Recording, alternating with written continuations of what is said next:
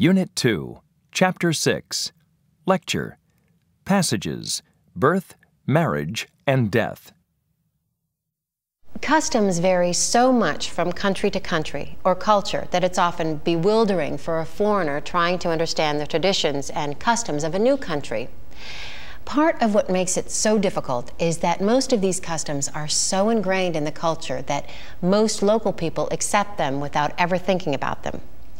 Some of the reasons for the customs or traditions are historical and may have even been forgotten by the people who still practice these customs. When pressed for an explanation of some of their customs, people will sometimes be quite surprised that anyone would question their customs. "Doesn't everyone do it this way?" might be their response.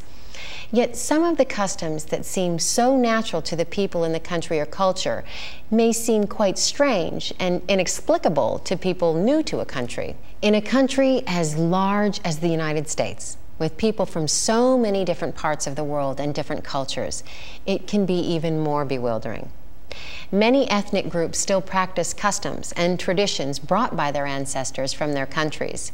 Yet if we look at the country as a whole, its people as a whole, we can find a general culture with traditions that are often accepted or at least adapted to fit the customs and traditions of each immigrant group as it becomes assimilated into the larger culture. Today, let's look at some of the widely accepted customs and traditions of most Americans concerning three of life's most important events: birth, marriage, and death. Please keep in mind that these descriptions are very general and that society is changing quite rapidly in the United States, and that people adapt and modify these customs to fit changing societal conditions and their own situations. The birth of a baby is a momentous occasion in any family and is celebrated in some way or another. There are many traditions associated with this event. One of the most common ones is the baby shower, which is a non-religious tradition observed by almost everyone in this society. A shower is given by a close friend or relative of the expectant mother shortly before the baby is due. In the past, showers were almost always arranged in secret so as to be a complete surprise to the mother-to-be. The mother-to-be was usually invited to someone's home on one pretext or another, where she was surprised by her female friends and relatives who had planned this special party for her. In recent years, the tradition has been modified, at least in some social circles, so that the shower is not always a surprise occasion, but one that the expectant mother knows about ahead of time.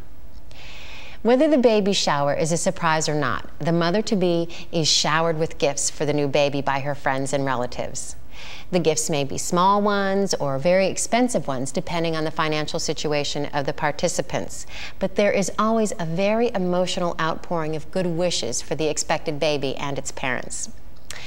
The gifts are always opened at the party, and everyone expresses great admiration for them. There's always a lot of advice from experienced mothers and expressions of envy from those women who do not yet have children.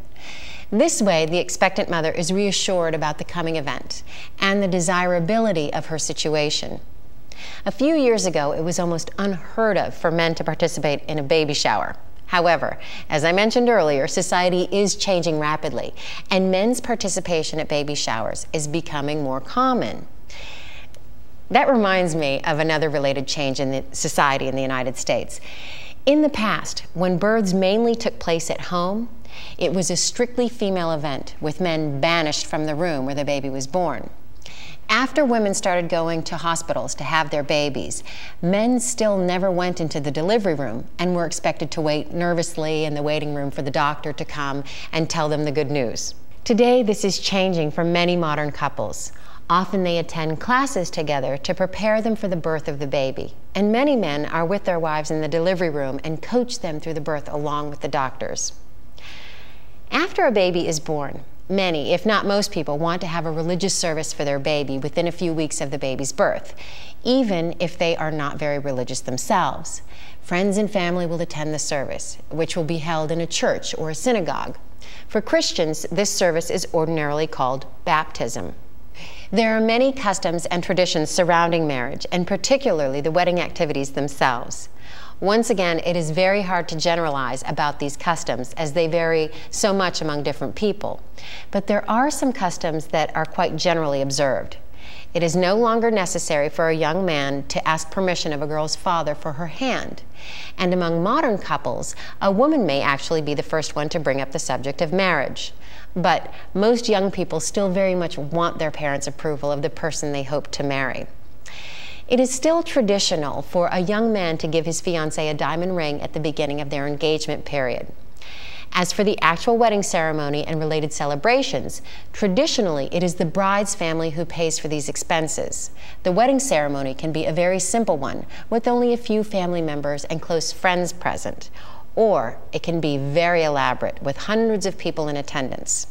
The traditional reception that follows the ceremony can be as simple as cookies and punch in the church, or as elaborate as a large sit-down dinner held at a local hotel with a dance and a private orchestra following the dinner.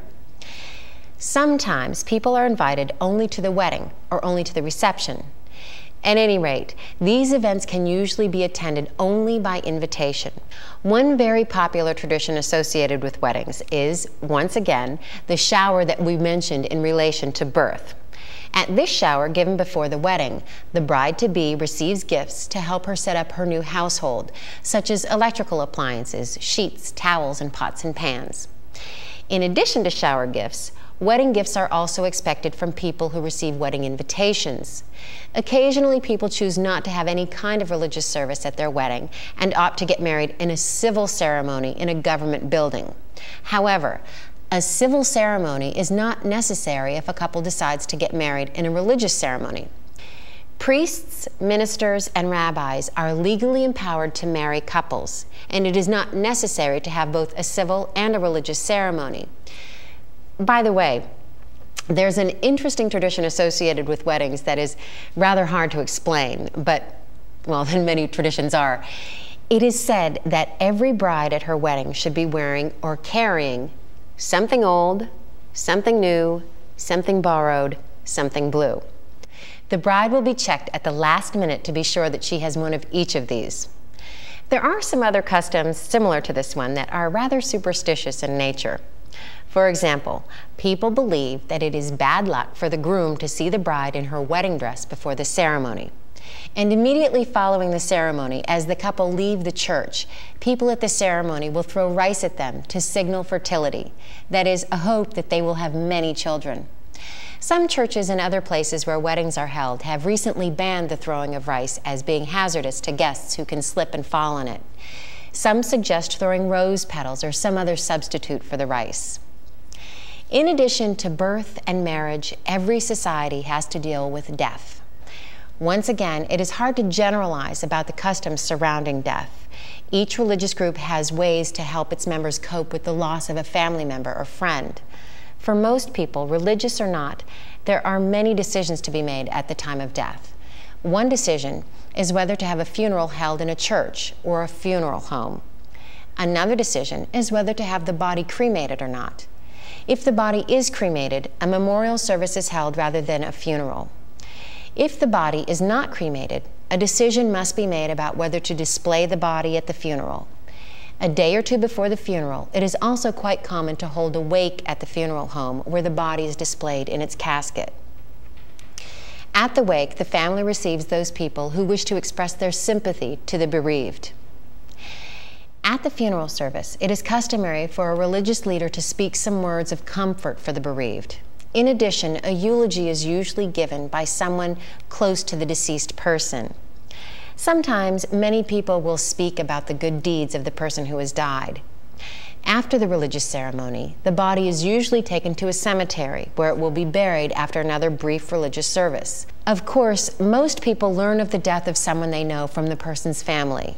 But notices of funeral services are also printed in the newspaper, and anyone who wishes to attend the service is expected to, without a personal invitation from the family.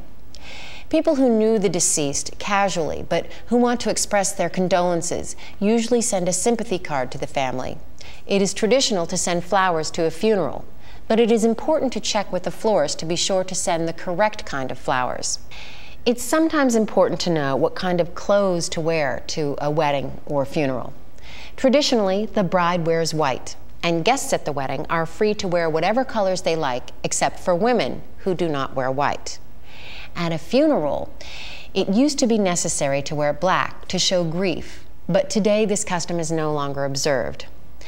As I said before, in a society so large and diverse as the United States, customs can vary greatly from area to area among different social, ethnic, and economic groups, and even from generation to generation. I have tried to give you some idea of customs and traditions that are generally accepted. But of course, it's always wise to ask if you find yourself in a situation where you might be invited or expected to participate in one of these events. When in doubt, ask.